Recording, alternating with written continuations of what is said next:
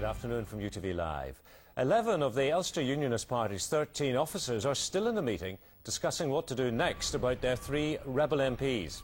The meeting at Cunningham House in Belfast has been ongoing since 12 noon. It comes 4 days after the High Court overturned the party's attempt to suspend Jeffrey Donaldson, Martin Smith and David Burnside for resigning the party whip at Westminster. The judge ruled that a disciplinary committee which suspended the MPs had not been properly convened and therefore its decision was not binding. It's expected the party officers will also discuss the legal costs which have been incurred as a result of the High Court action. 4 men who were given suspended sentences for causing death or serious injury by bad driving will now go to prison.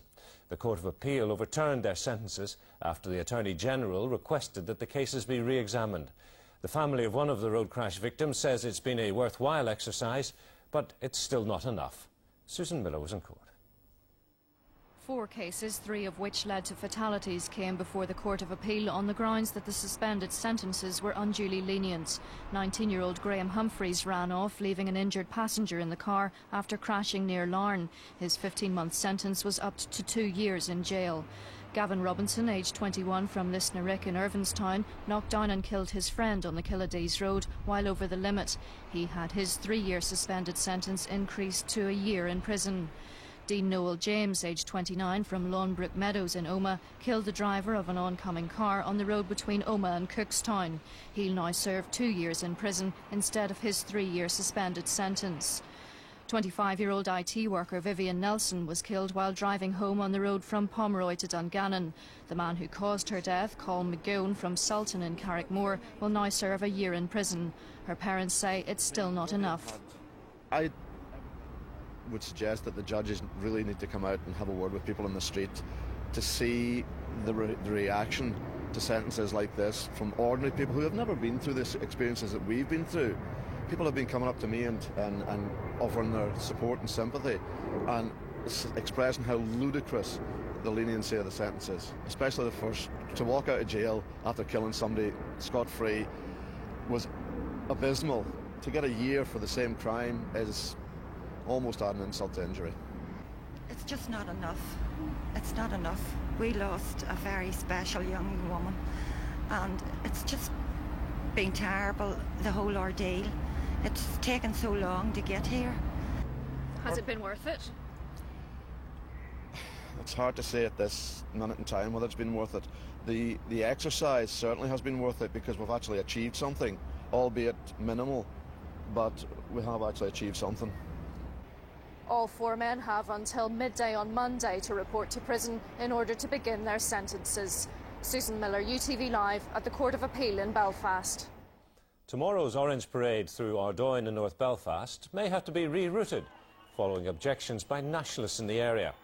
A local resident has been given leave in the High Court to apply for a judicial review of the decision by the Parade's Commission to allow Orangemen to pass through the area on the way to and from the main demonstration. The full hearing takes place this afternoon. The FBI spy testifying against the alleged real IRA leader, Michael McKevitt, has been questioned in court about his personal debts.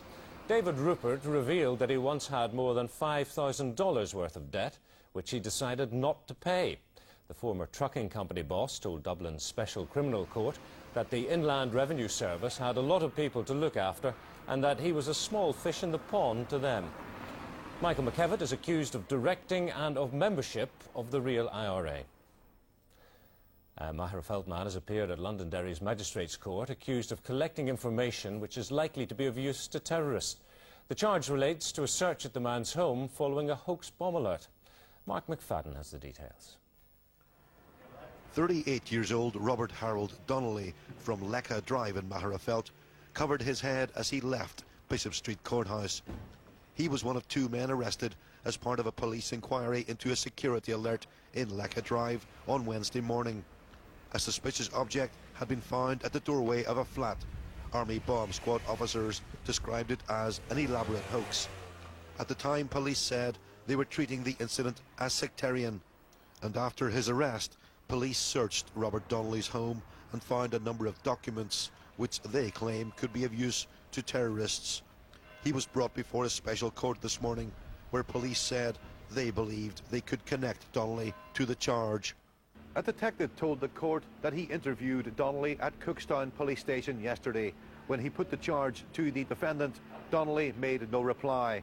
He's been remanded in custody. Mark McFadden, UTV Live at Bishop Street Courthouse. Army bomb experts have been dealing with a series of alerts this morning. They'd sealed off part of Royal Avenue in Belfast just before lunchtime, but the scare has since been declared a hoax. 2 earlier scares caused havoc for people trying to get into the city. The M1 was sealed off between the Broadway roundabout and Lisburn as bomb experts examined a suspect object which was found at Stockman's Lane. The railway line was also closed. That was between Central Station and Botanic. Both scares were subsequently declared to be hoaxes. Well, those alerts followed a night of bomb scares and minor disturbances in Belfast and in County Down. There was a series of hoax incendiary device warnings in the city centre, at Great Victoria Street and Oxford Street. And in Dundonald, police officers and firefighters were tricked by a hoax call into going to the Ballybean estate when they were told that children were trapped in a burning house. They were then attacked with bottles and petrol bombs. Petrol bombs were also thrown at officers at Dunlady Road, and a brick and petrol bomb were thrown through the windscreen of the cab of a lorry at around 3:45 this morning. Meanwhile, in Kirkcudbright, Army bomb experts were called in to deal with a decommissioned hand grenade which had been found at the rear of a house in Parsonage Road. Meanwhile, 2 people have appeared in court on a firearms charge following disturbances in East Belfast earlier this week. 34-year-old Brian Ewing from Bloomfield Court and 33-year-old George Mackenzie from Evelyn Avenue are accused of possessing a handgun in suspicious circumstances. The Magistrates' Court heard that Ewing told police he had disarmed a man who was in a mob of 200 who were attacking a house. A detective said that when Ewing was charged, he replied not guilty, and Mackenzie answered no. Both men have been remanded in custody. The police have confirmed that a Belfast woman was among those killed in a minibus crash in England yesterday. She has been named as 50-year-old Alice Barr. Her 55-year-old partner suffered minor injuries in the crash on the M56 near Manchester Airport. They were among 14 holidaymakers who were being ferried to the airport. 7 of them were killed in the accident, 2 more were critically injured, and the rest were less seriously hurt. The body of a fisherman has been pulled from the River Faughan near Londonderry. It's believed 54-year-old Patrick Mullen from the Cregan Road in Derry had fallen from a riverbank. He was found by a family friend who had been helping in a police search. Although that search had been called off last night because it was getting dark, the friend had stayed on to hunt for the man. The police say they are not treating the death as suspicious. Detectives investigating the murder of a Belfast man who was killed in a hit-and-run crash last year have renewed their appeal for information. William Morgan from the east of the city was deliberately run over by somebody driving a dark-coloured Seat Toledo on July the 6th in North Queen Street. It's believed that the car at that time had false number plates. And that's the afternoon news from UTV Live. Linda and I will be here with an update for you at 5:30 ahead of the full news and sports service on UTV Live at 6. Stay with us for the weather forecast. It's next.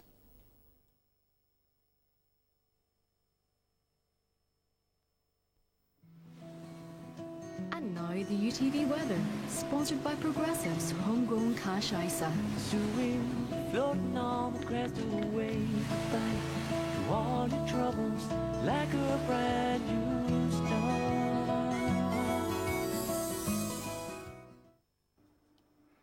The warm spells of sunshine should continue, with the exception of the north and the west, where the odd shower is possible. Temperatures peaking at 19 Celsius, 66 Fahrenheit, and the winds moderate and westerly. Showers to die away tonight, leave it dry with clear spells. The overnight low, 11 degrees. And then Saturday is shaping up as a mostly fine summer's day with plenty of warm sunshine, although there will be more cloud in the northwest again. Temperatures, 20 Celsius. The UTV weather is sponsored by Progressive, your homegrown building society. Like a brand new start. If you would like more information about the weather for today and the week ahead, you can call us on 09001 50 55 50.